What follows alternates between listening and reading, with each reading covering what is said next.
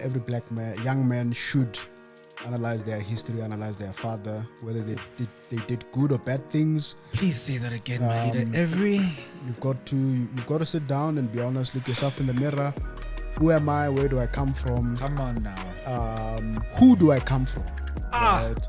So that you have a full appreciation of what's in your blood, the potential that's in your blood, the potential not tapped into that's in your blood. Because even if your father was bad, not absolutely everything about him was bad. My good leader. Yes. Sir. How do you do, sir? All right, how are you?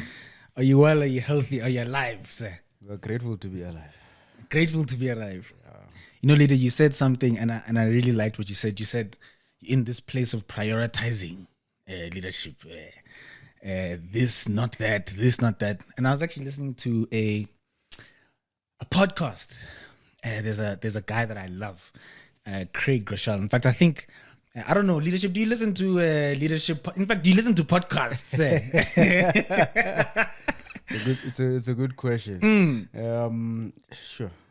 I do listen to other speakers, inspirational stuff, but in the main, it's mainly the content that we drive, consulting, the material that we use, the concepts, ideas. I'm more driven by concepts, frameworks, models, because I like to develop those kind of things. Yeah. So I spend more time. As much as I listen, I always listen to either develop an idea further or develop a concept further in my head. Yeah. Rather than just listen, for the sake of. So my mind Got is you. always looking at how can I improve an idea I'm listening on. Yeah. Or if I'm completely just wanting to shut down, just listen, it's fine. But in the main, my mind is just wired to develop an idea. So where do you get some of that content of those developing ideas, the stuff that you enjoy specifically? So I mean, LinkedIn, for an example, is a great place. So the people I follow on LinkedIn, they're always posting frameworks, posting models. So you must share these things with us, leadership. We also want to see the models and the frameworks. So what then I would do, because like I'm saying, I enjoy coming up with leadership models or whatever in my spare time. That's why I follow those kind of guys. Got you. That's why in my spare time I would spend a lot more time looking at LinkedIn to those guys, HR coaches, leadership coaches. McLean and Company, etc. Boston City Group. Nice. All those guys, because they're always spitting frameworks of how to improve management processes or improve leadership or develop a certain idea. It's because that's what I enjoy doing. So I can look at any model and flip it around. Look at a strategy model. There's a 5P strategy model, for example. And then I would please just there. These are educational moments, leadership. So you can't just say 5P. So can you just, for those who might not know, what's the 5P? Just very quickly. So in strategy, the 5P model is in strategy. Is plot, ploy, pattern, etc. I'll leave the last two for people to find. So what I would do is I would invert it. Okay. Right? I would say leadership, instead of strategy as a ploy, I would say leadership as a ploy. Okay. Then I would unpack it. Love I would it. say leadership as a pattern. What does that mean to me? Leadership as a position, that's the other P as well, right? So I like doing that in my spare time. Just really inverting things, those kind of things. So I looked at the back of your head as well. I see Mteto Nyati's book there. Oh, yes, sir. He also speaks about my dad actually in that book as well. Oh, is that so? Yeah, he does. As you know, leader, this is a critical topic, subject matter which we're still gonna touch on. Yeah. But please carry on. Yeah. So I mean, guys like that. What he likes to do. Yeah. He likes to, and I've told him before today, Baba. I noticed that this is how you use social media. Okay. So you use social media how to expose unknown authors or quotations, right? So if you follow Mteto Nyati, I do. I have.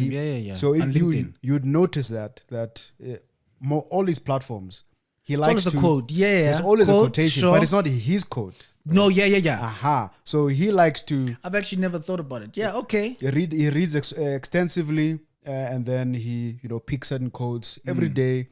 He's exposing someone else's thoughts, an idea for the day, etc. Yeah. So I said, Baba, I've noticed that's how you've decided to use your public voice in terms of those platforms. So I picked it up. How do you use your public platform?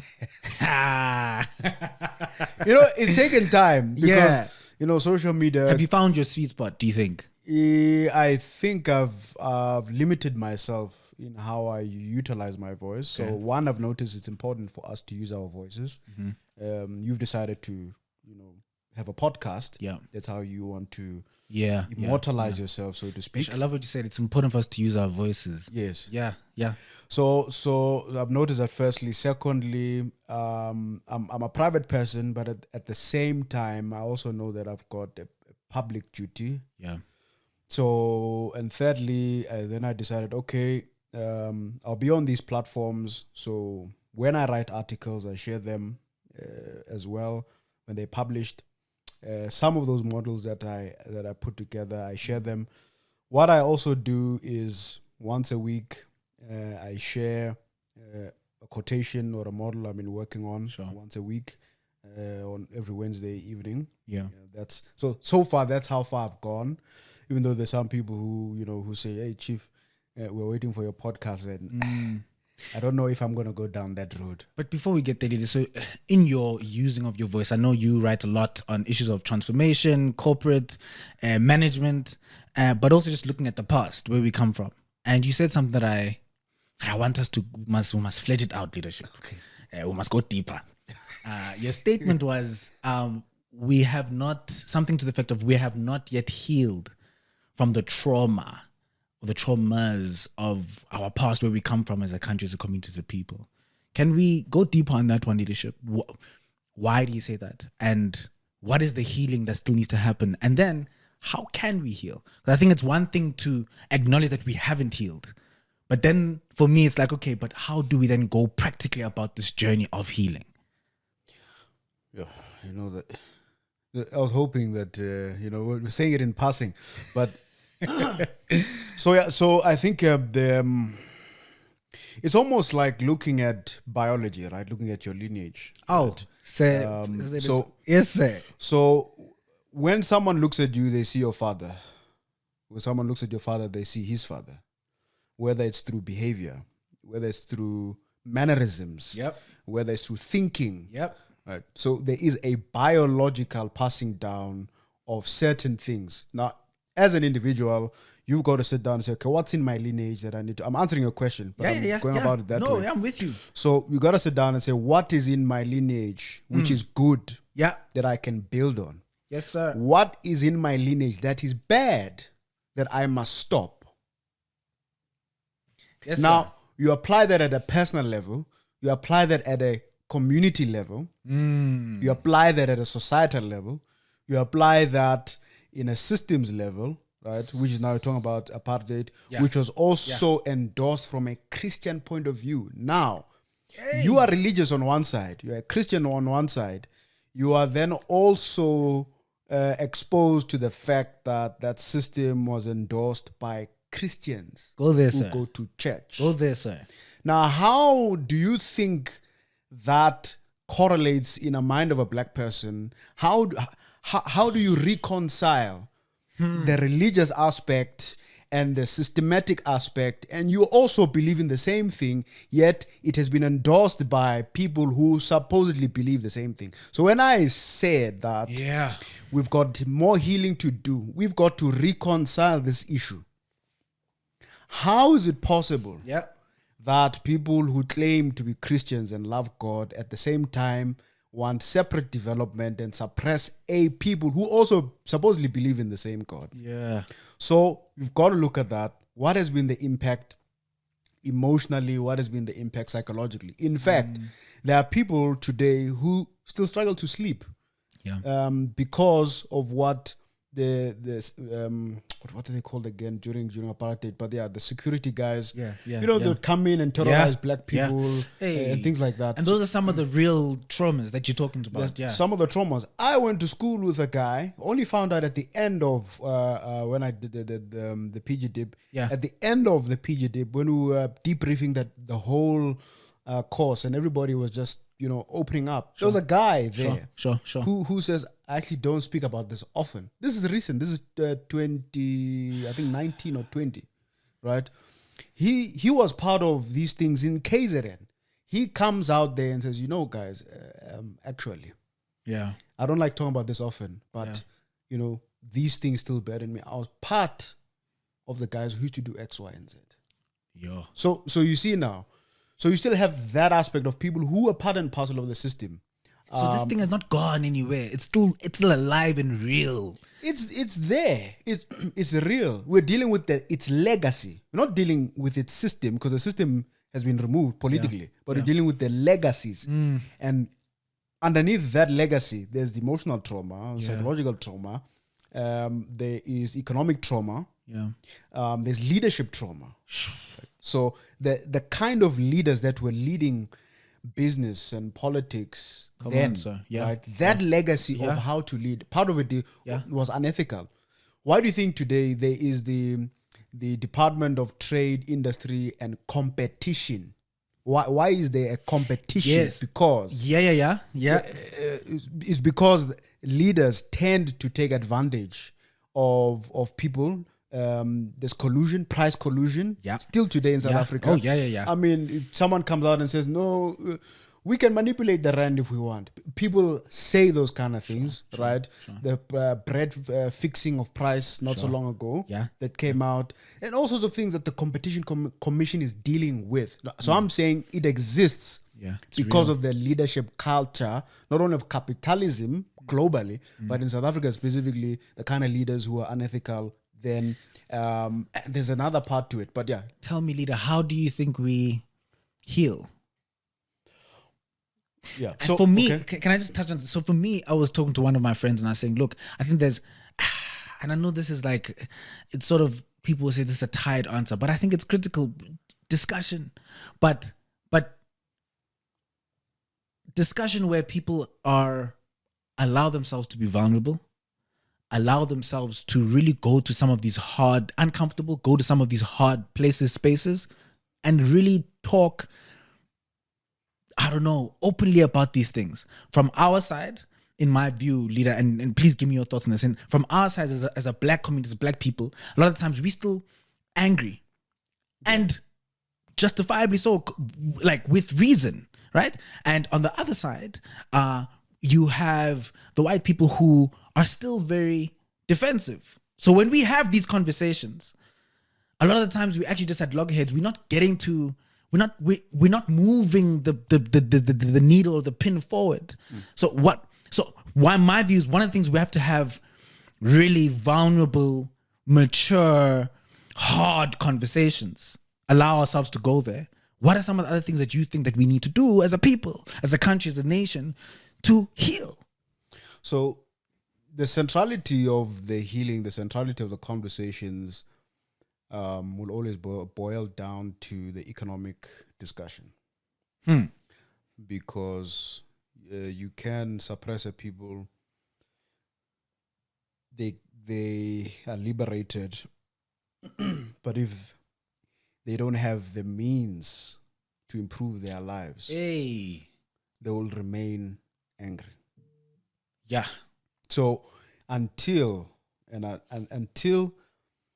we are open about the impact of the economic devastation caused by previous systems, not only that, but even some choices we might have made post 94 in terms of policy and legislation, etc. Yeah. And the resistance, right? I mean, even now there's talent that's leaving South Africa, right? And it's a big conversation now, leader. But big conversation, But going back to the healing part, it will always boil down to the economic conversation. You can't talk improving race relations without discussing the economic question. Yeah. I remember when I used to still work at the BMF and I would be on radio talking about BE specifically, Yeah. there would always be someone from the Democratic Alliance opposing some of those views and also talking about the sustainable development goals. So we need to change BBBEE into something else, SDGs, etc., etc. Wait, on sustainable development, are you talking UN? Yeah, SDGs? those Okay. yes, those Sure, global sure. sustainable goals. Yeah. Now, if you look at one of the commercial banks, or one of them, the way they do their reporting, No name shall be mentioned. Yeah, the integrated reporting. Yeah. One of the ways in which I like how they report, still talking about the economic question. Yep. They hang those goals, sustainable development goals, on BBBEE. Oh, Yes. So there's about 17 of them. And the BBBEE framework is, there's 5 now elements. yeah. They hang them on BBBEE. Again, people don't have enough of those conversations, right? To say, actually, these sustainable goals are covered in BBBEE. But I'm saying they would oppose. There are people in this country who are set up to oppose the economic debate. That's why the president is still struggling with a social compact. He's been talking about social compact for many years, by the way, even before his presidency. Yeah. He's been on about we need a social compact, but he knows the problem is the economic question. And until that debate is solved in South Africa, Yeah. we will not stop being angry. Yeah. It will be difficult to heal. Yeah. The other part of it is the few of us who've been able to get into the middle class. Yes. Critical word, the Right. few. The few of us been Yeah. able to get into the middle class. We've got a spending power of what, 400 billion, over 400 billion or so. How's that song? Um, And we're talking specifically the black middle class. Talking about the middle, growing yeah. black middle class. Yeah. So then you have in the top 10% wealthy people, you are having black people who are making up a good number of the top 10%. Okay. Right. Yeah. Yet at the same time, inequality in South Africa is growing. Okay. Right. So you're seeing these disparities. Yeah. Right. They're deepening. So socially, you can't just say let's just discuss, social aspects of let's do things together as different races. No, discuss the economy. Okay. Power. Discuss the economy, because it was not discussed during CODESA Yep, and the clauses, etc. The integration of the previous leadership, Yeah. etc. The government of national unity, which collapsed Yeah. as well. Then the TRC process as well. Yeah. And there were things in the TRC which spoke to the economic issue, which I'm talking about. Yes. And black business opposed the views that white business was pushing there around them accepting apartheid or not.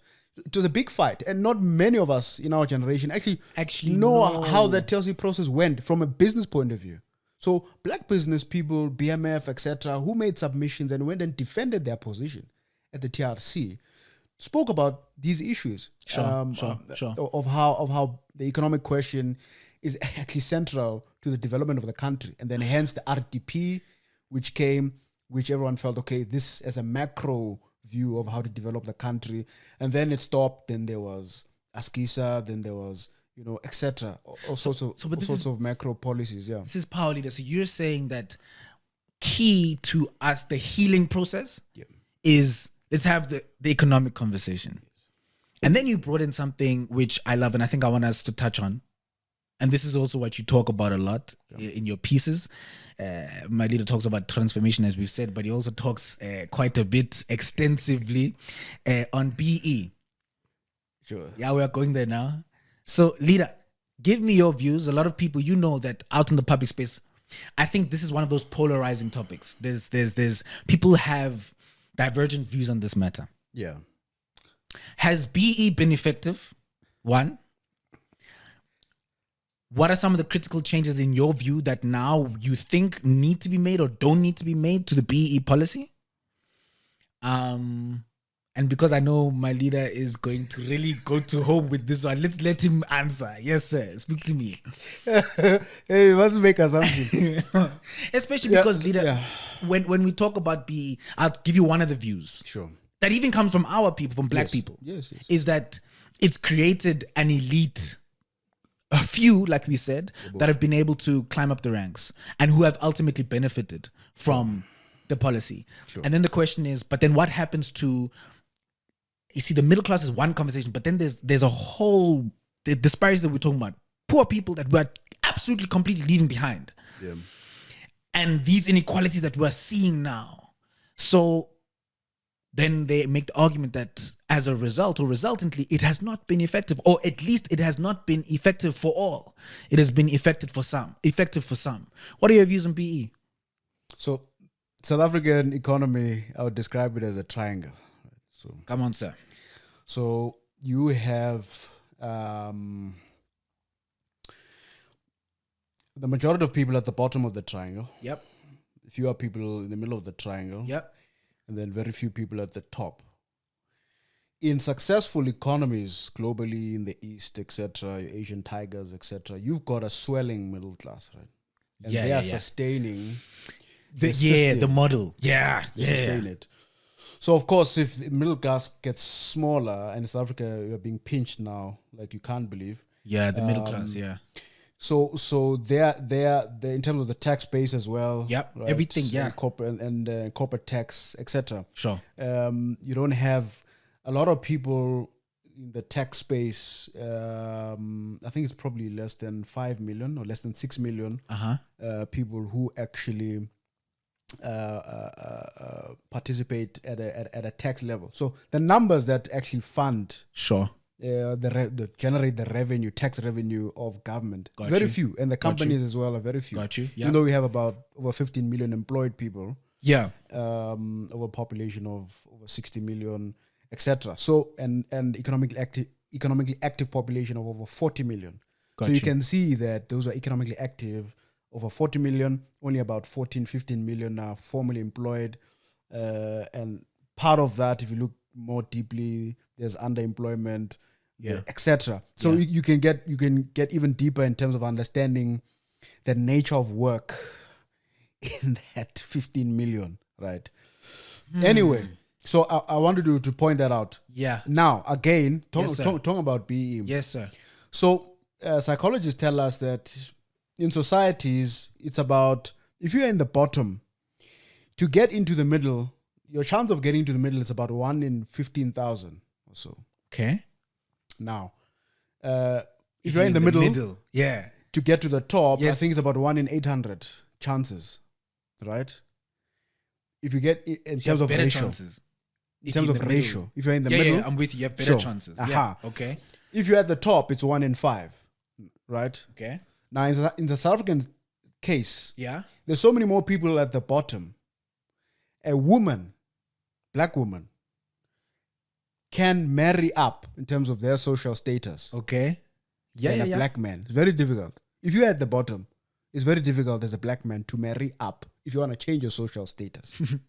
Through marriage. Right? Yeah. So that does happen. Yeah. So if there's a guy at the top who's 1 in 5, who is black or white or whatever, and we're seeing our sisters marrying other races, right? Right? They can marry not go there, to improve. It's a fact. They can marry up to improve their social status. Yes. Right? Yes. And if there is a black wealthy family at the top, sometimes they may be eyeing, right, to improve their social status. Sure. I haven't started talking about a policy or legislation at all. Just talking about the construct of society in South Africa, the majority at the bottom. So how do they move up the ladder without getting married? Let's move marriage as well now. Right? So now you need policy. Make the case, sir. Need policy and legislation to do so. Because those are at the top, right? I'm with 1 you. in 5. I'm with you. If you're at the top there, it's so easy to remain there because my son needs work, job experience, etc. You owe me because we did something 20 years ago. Let me phone some. I almost mentioned names now. Make a call. Make a call, which they do. Mention names. Now, at where I work in the consulting space, we did research in the 90s from a leadership perspective. I'm still talking about BE relevant. From a leadership perspective and looking at the different race groups in South Africa from a leadership point of view. The Jews, as an example, are so far ahead. Even then, they were far ahead in South Africa, right? They are right at the top, okay? And they make sure they protect their people right at the top. There's nothing wrong with that, right?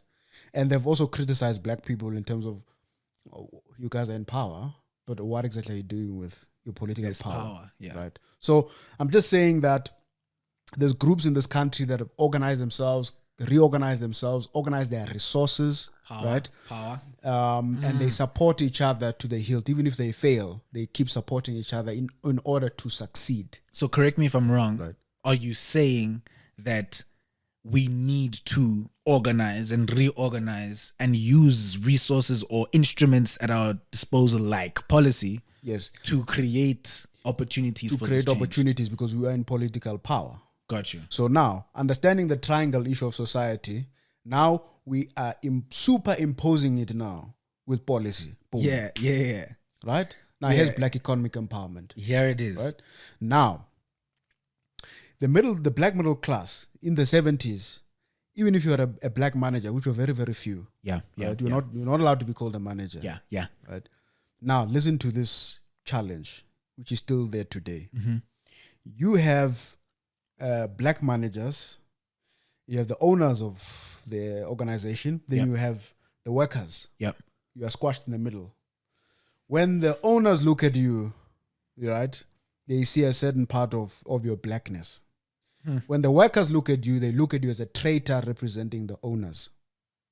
One of the things that then led to some of the interesting debates in the 80s around why you Black Management Forum guys are working for multinational companies, and it looks like, it looks like you guys are, it's like you guys are opposing. Sure.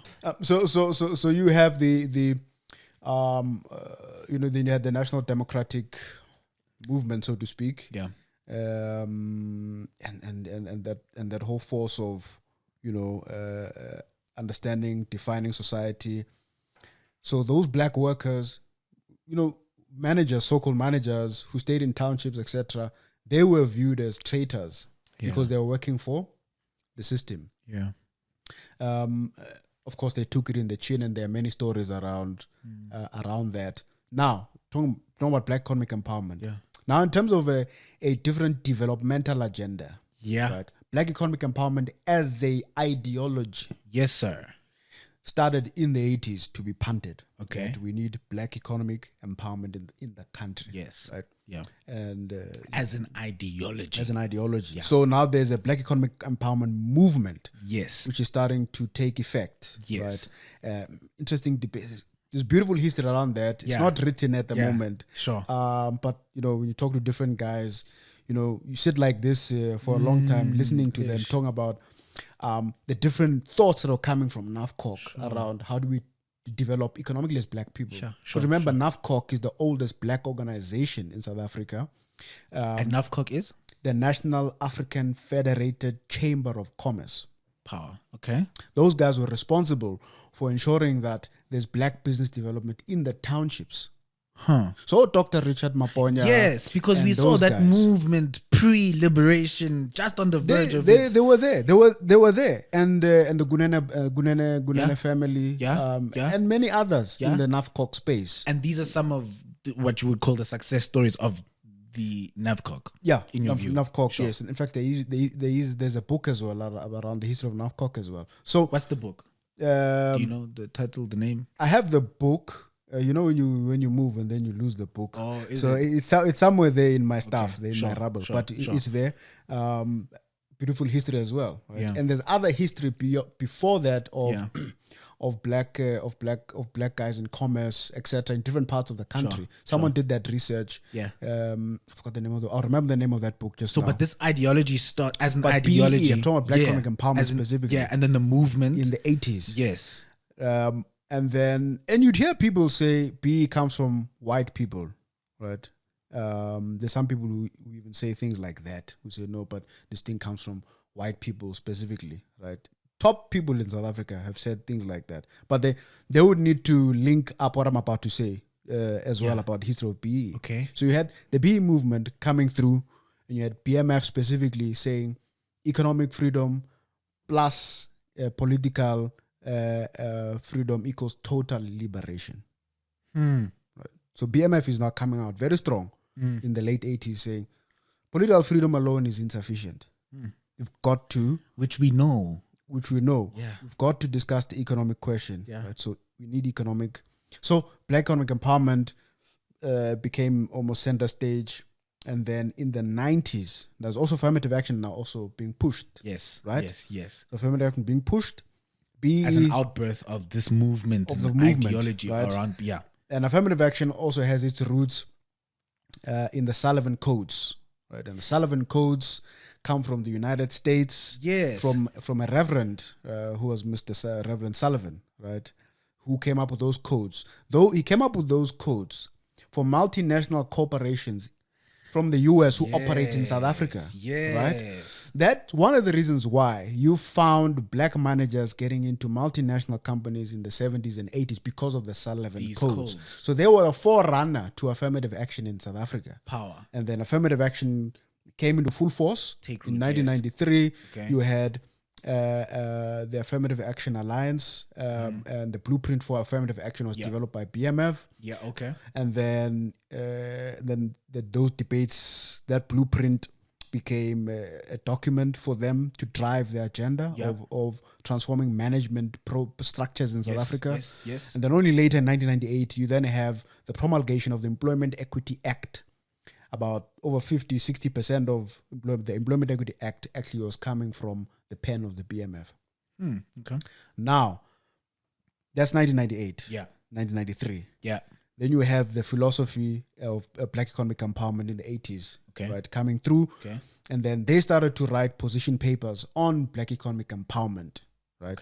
And they gave those to the When ANC. does the policy... I know it's coming. Okay. It's coming. Okay. So they had a position paper, right? And BMF was pushing also. And this is roundabout when this is early 90s. Position paper, early 90s. So the affirmative action blueprint, BE is also pushing. I'm with you. At the same time, right?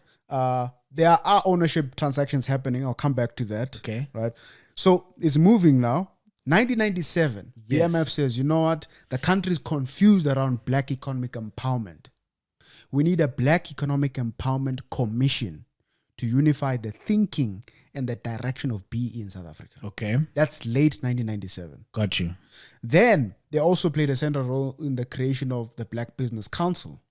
So they moved the BEE issue commission into the Black Business Council. And then the current president is asked by President Thabo Mbeki to chair the BEE commission. So he now comes in. Usually accredited as... He's accredited... one of the people who were instrumental in... the policy. He was requested, because President Mbeki was very busy. Right? He couldn't be everywhere. But he requested him to. He was deputy president then. So he was requested, can you come and chair the BE commission? BMF had heavy hitters there. So BMF was instrumental. This is from 1998 to 2001. Now research must be done. Right? The commission is underway. Research must be done. BMF became very impatient that this thing is moving very slowly, right? Because the country needs to move forward. Because they feel BE is a critical component in driving transformation in South Africa. 1998, 99, 2000, 2001, groundbreaking report comes out. The BCom report comes out, and the signatories, etc. Now the question is, what do we do going forward? Now there's a BE national strategy. Right. Now there's also the act now, the law, right, which comes out promulgated in 2003, the Triple BE Act. So then it had 7 elements then. Inclusive in those elements is employment equity, which was driven by affirmative action. Now, then there were amendments later on around 2013, 14 of Triple BE, etc. And if I'm not mistaken, there have been recent amendments. There's been amendments to the Employment Equity Act. So we need to clear our minds how we see these things. Right. So you now have now that's the legislative history. Which is power, by the way. Which is BE. Now, before the legislative history came into play, because there was this thing of BE, and if there were white people who said, no, let's do this, let's give black people shares, etc., they did do ownership transactions.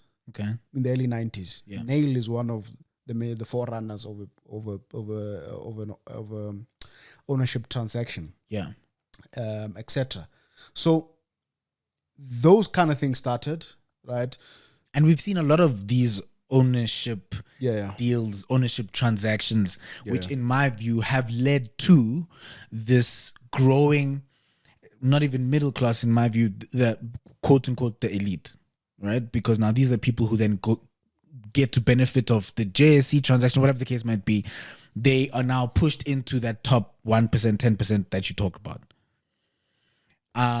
But that's, I know what you're gonna say. That's those are ownership transactions, and I'm probably speaking in your mouth here. You're probably gonna then say, but you're missing the whole conversation around the skills development element, which is a critical element, management, and having management, black management in corporations, and how BE helps enforce that or is an incentive for that for organizations. But I want you to try. I want my leader to give me a succinct answer in his view. I want your view on this, leader. I really do. Do you think it has been effective? So power. Yeah. I love what you did by giving us the history because I think that's so critical. And I know that a lot of people don't know that. And we have seen a lot of the positives of the policy as it has been implemented, whatever the case might be. But holistically, dating back since it was then, put into place, now looking back, what is your view? Are you of the view now that this policy has done its job, it has been effective? So, of course, there's still more to be done. I think part of the challenge with the policy is understanding it, right? Understanding what it's supposed to do. Again, it's a law. It's not just a policy. Right? Power. Power. It's a law. Power. But it's a law that unfortunately companies, just like if they don't meet the employment equity targets, for an example, right? So they can pay for penalties, right? So they budget for penalties, and which right? we see that a lot of them do that. Of course, many of them do that. There was a massive case with that went to court with, I think it was Huawei a few years ago with the Department of Labor. Massive issue, not really discussed much in the country. They were running operations in South Africa without black people. Yeah. Right. Simply put, there were no black people there. You're running operations in an African country with no Africans. Yes, leader. Yeah. Right. That's what happened. And other people, and I've walked into certain organizations. I'm using this as an example because it was public. Yeah. I've walked into a shop floor of a particular organization. Yeah. There were just Afrikaners there. Yeah. No black people. Yeah. This is a few years ago. Yeah.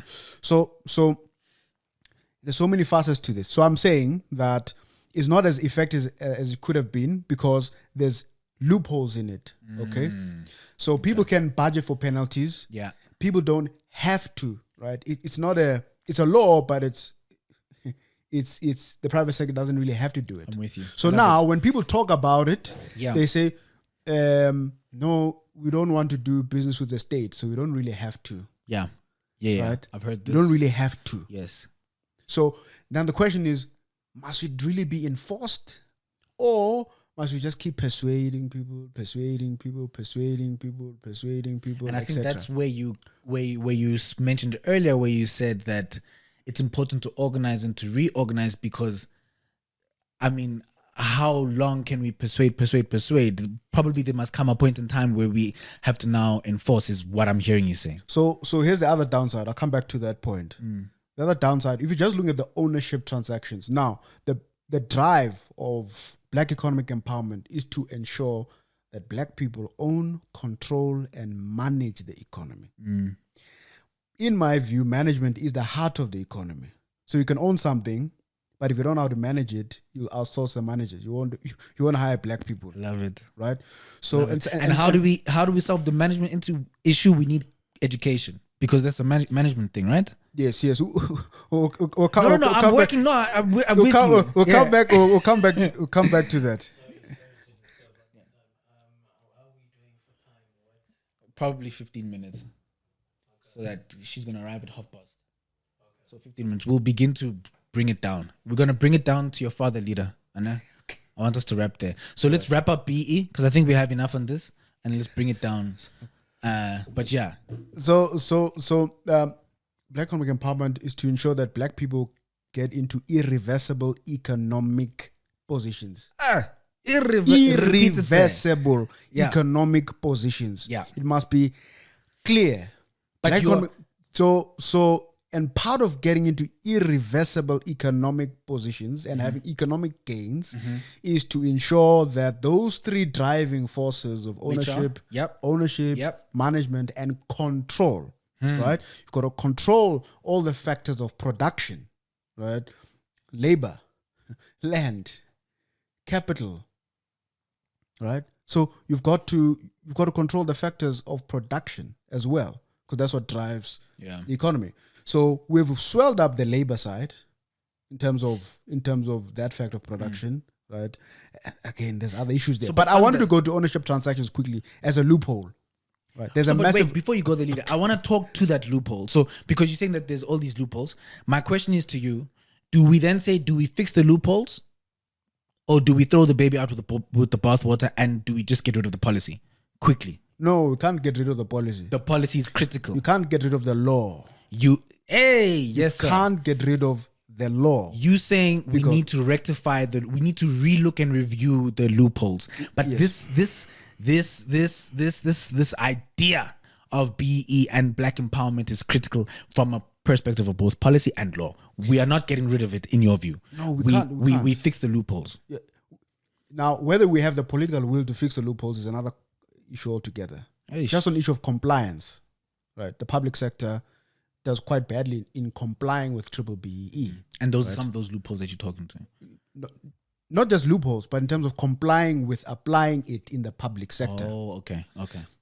The JSE does much better in compliance. It's over 40% of complying with BBBEE than our own public sector. So in other words, it means, therefore, our own government does not practice what it preaches.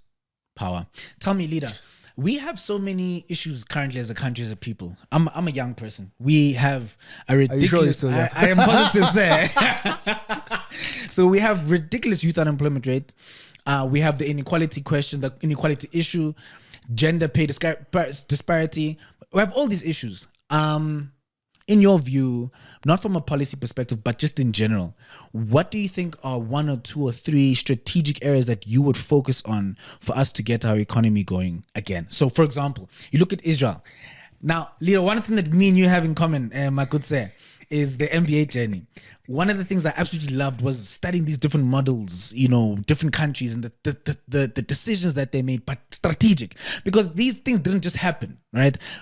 The government had to sit, or public sector, private sector had to sit, and had to say, what do we think are our what are our resources, capabilities? What's unique to us? What is our what is the value that we can add? And then how do we then put in policies in place, etc., to ensure that over the next 5-10 years, funding, whatever the case might be, we realize success on those areas, so that we can now, for example, if you look at Israel, now you can have this booming tech economy.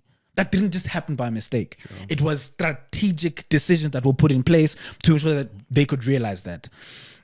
We see the same in Nigeria. You have this booming fintech space coming out of Nigeria now. You see the same with Kenya. But these are strategic decisions that are made. In your view, what are some of the strategic areas or priorities that we need to focus on as a country to get the economy growing, to kill the sluggish economic growth, and ultimately to more businesses, more employment, job creation, etc.? Okay, so I think, and again, it's an old issue that came out in discussion documents in the 90s. Yeah. It's a whole issue of oligopolies in the system. Ooh. South Africa is highly concentrated. That's a big problem. That's probably one of the biggest problems we have in South Africa. Big, and even in emerging industries in South Africa, you will have a top 4 or 5, 6. Sure. Then the rest, they fall by the wayside because those guys have got networks. They've got history in business somewhere, or someone that they know that they've worked with. Sure. So for me, that's the biggest challenge economically in South Africa, is breaking the oligarchs of the system. right? So you've got to do that. You've got to break that. Secondly, in my view, again, the banking sector, the banking and financial services sector is fundamental in driving transformation in the country. They're the backbone of any society, right? Yeah. Which now also leads to my other issue.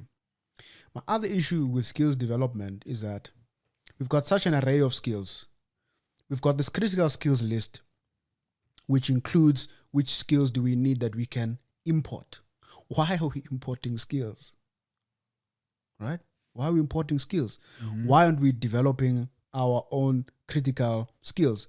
Part of the challenge that we're not sure, and I've spoken about this before, we need to be clear on what drives the economy. What are the key indices that drive the economy? In your view, what are those quickly? So in my view, I've already mentioned finance is the biggest industry. Critical. Need capital. So finance is massive. Growth. Yeah. Fintech is coming up with services, which is your services, right? Professional services, which is another big industry. Advisory, consulting, right? Another one that should be in the top 3, but it's not, manufacturing. We need to be clear. Are we? That's critical. Do we want to reindustrialize South Africa or not? That is not clear where we want to go in terms of, do we want to reindustrialize? And then there's agriculture, but if you look at it, its contribution to GDP is not that significant on a quarterly basis, right? And there is quite a lot of talk around the agriculture. There is aquaponics. But you're saying that it doesn't also contribute. things. In terms of the numbers, I'm with you. not conversations. When you look at the data, the data tells you a different story as to what exactly is driving the South African economy. So now, if those 3 industries are driving the South African economy, 3 or 4, we now need to also align the skills development towards those. That. That's always been my argument. On that, can I nip that? Sure. So you saying that's what's driving the SA economy. Question though, what's driving the global economic growth? And should we not be thinking of how do we prepare ourselves to enter that conversation?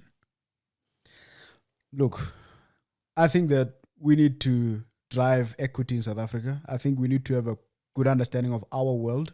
I think part of the things that have created challenges for us is that we enjoy to be globally aligned, and the debate of being globally aligned and understand global trends. And you live in a global village, but you also live in this village. So now you can't at the expense of this village be extremely globally minded, right? So there's global supply chains that feed into some, whether you're looking at supplies coming in through harbor or through freight, etc. Then you're talking Transnet now in terms of the harbors, etc. That's something else, and they are responsible for the movement of goods and services. They've got serious issues with the rail now. But you're not saying though, my leader, that the global conversation is an unimportant conversation. No, I'm not saying it's not important. I'm saying it's not urgent. It's important, but our village issues are urgent. So now, because of the oligarchs in this system, right? You've done. I'm not sure I agree with that. I need to think on it. You've done the research with small business, right? 8 out of 10 they fold in a few years. 100%. And you know that I'm an advocate on small business. Of course, that landscape, sure. Right. Then you look at the master plan coming out of the Department of Small Business. Will also tell you that since democracy, we've not really had a significant amount of businesses that remain that's sustained. Now, again, going back to BBBEE, you have enterprise and supply development, right? There's procurement there, right? Again, you're tampering with relationships. Now, if you want to grow small businesses, you've got to grow them from established businesses, right? Oof, I love that. So, please repeat. Please just say it again. If you want to grow small businesses, you've got to grow them from established businesses, right? Power. Now, the enterprise development issue is not being exploited enough in this country, and I've said this before. That and it's not. It's really not. It's not. It's not a big conversation. Nobody's not talking about that enough. Here's my problem with it. My problem is that my understanding of enterprise development is that you, as an established business, must go and establish a like-minded business in the black community. So a bank, right, must be must establish key part of establishing its own black competition, black power. But know what they do? They go and invest in an industry that they know will not compete against them, will not even compete against other white businesses in that very same industry. Which is capitalism, sir. So that you see, that's why I'm saying B is not going anywhere. It can't go anywhere. So that conversation on enterprise development is that this. Look at it in the insurance space. Yeah. How many black companies have folded in the past 5 years? Sure. Right. Right. Nest Life is one of them. Yeah. Right. Which is very, very sad. So if you're talking enterprise development, the way I understand it, that momentum. Yeah. Where is the small SMMEs investment black companies that you are developing? Where are they? Yeah. That should be the question. Power. Otherwise, what's the point? Momentum saying, no, we're doing enterprise development. Okay, which enterprises are you investing in? So big business, do your part. Now, here's the other part of big business doing its part from a leader. management point of view. Yes, leader. When you have black people now controlling those big businesses, they should be able to redirect the thinking and the resources of big business to small black business. Power. Leader, I want to land this plane now, sir. The plane must come down. It's fine. Your father, a critical figure, in my view. In our history, he's played a great role, especially from a corporate perspective, a black economic empowerment perspective, management transformation. Those key issues was a critical, came into the BMF at a critical time when the BMF was supposedly not in a great place, and is accredited to turning the BMF around. Something I found out, leadership, that he was even given an award by the president or the presidency for his great work. I asked you a question. I'm going to ask it again. Do people compare you to your father? And I want you to give me a straight answer, leadership. I want you to give me a straight answer, because I think you danced a bit. No, I want you to dancing. No, I think you're dancing, leader. I want you to give me a straight.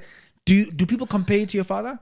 Do you feel a pressure from that? How do you navigate that pressure if it's there?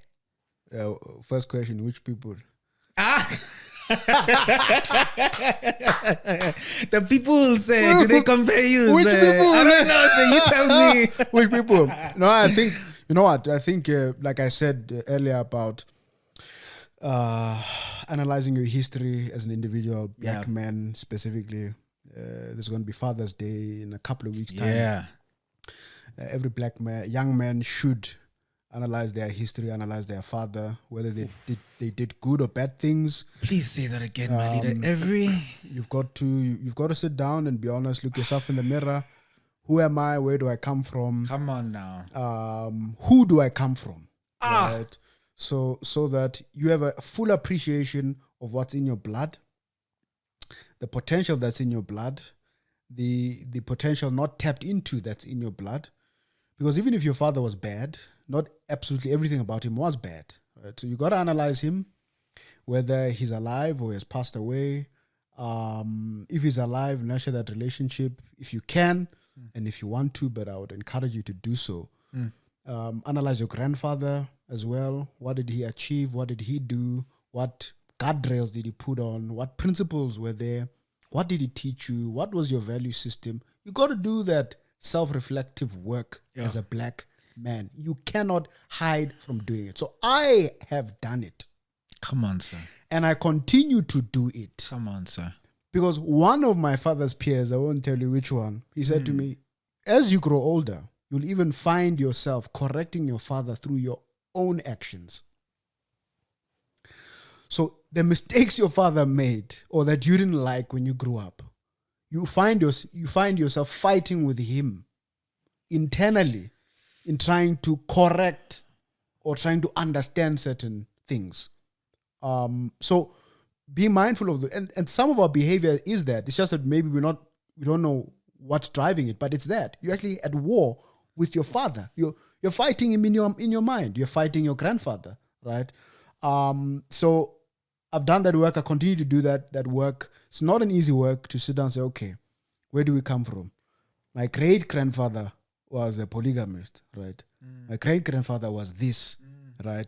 This is what he did, right? And those things don't just disappear. They don't come disappear. down. And there's a lot of leadership qualities in my lineage, right?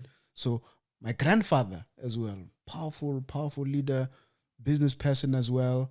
He was also an evangelist as well around in the apartheid farms as well.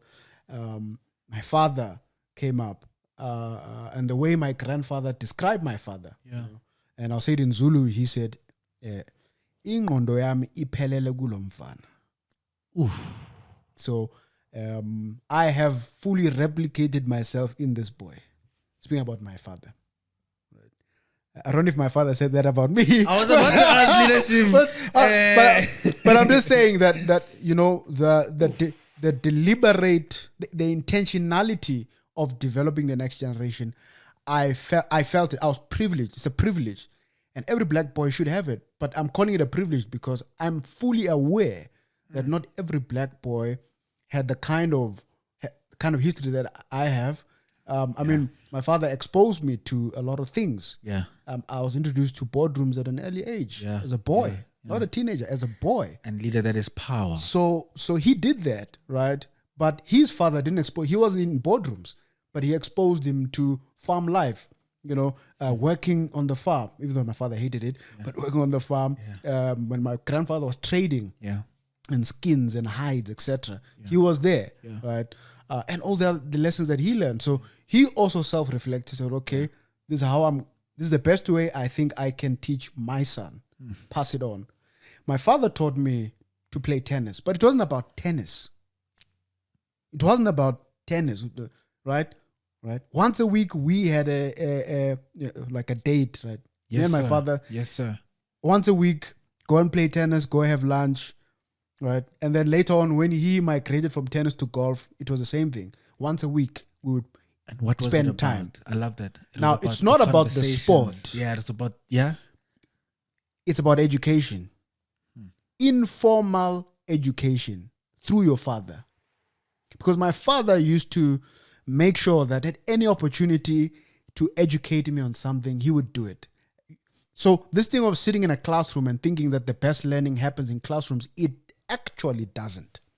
The best learning happens in informal spaces. And it happened to me. We're driving on the road. He'd ask me a question. We're just driving on the road, right? Or he's sitting down, he's writing a speech, he's speaking somewhere, I'm sitting next to him. I said, "No, but what does this mean?" He'll tell me, "No, that's what it means." "Why are you saying this?" "No, it's because of X, Y, and Z." "Why this?" Right?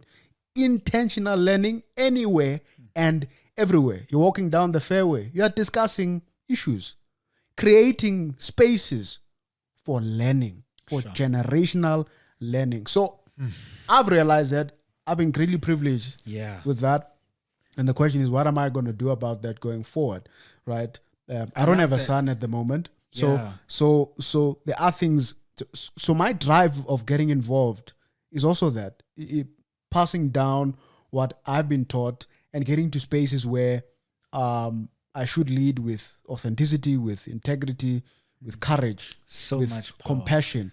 Because that's what he taught me. Yeah. And that's what he learned from his father in the era he came from. Right? So and so, my leader, to a degree, we've touched on, which I think is just beautiful. The legacy of your father, in your view. If we were to bring that question to you, which I think you're already going to, when they say Monde, what do you want to be remembered for and of? What do you want your legacy to be? I think that because of what I've gotten involved in through BMF and other places and my continuous involvement, I think that firstly, it will be up to those who define it as to what it is. I'm not locked into this is how I want to be remembered. Secondly, the generational thing that I'm speaking about, which is critical, that generational leadership is key. I was developed, they were developed, I must develop. So generational thinking, generational leadership, generational ideas.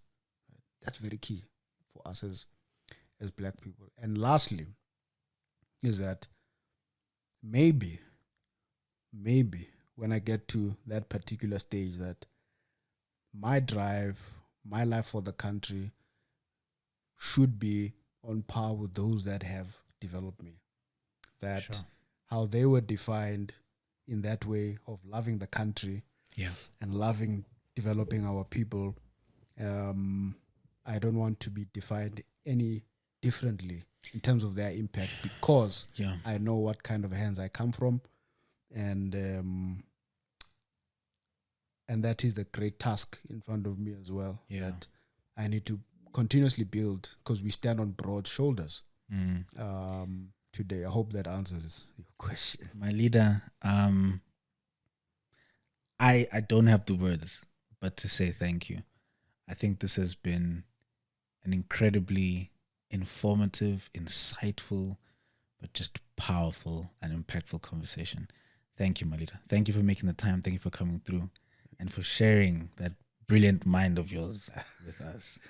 And I think we might have to have another one, leadership, just to talk about some of these other ideas. Generational wealth, leadership, development. We should. No, we should, because there's so many things, leader, but there's a lot. This was really beautiful, and I want to thank you. No, thank you very much. Thank you for asking me to come through to Impvct Podcast. Hopefully it was impactful. And my leader said to us that he doesn't accept invitations to a podcast. So this community of ours is very grateful that you decided to accept this one, sir. So thank you so much for coming through, leadership. May the good Lord continue to bless you in all your endeavors, all you touch, all you do. May it prosper, and may you have many more years of greatness.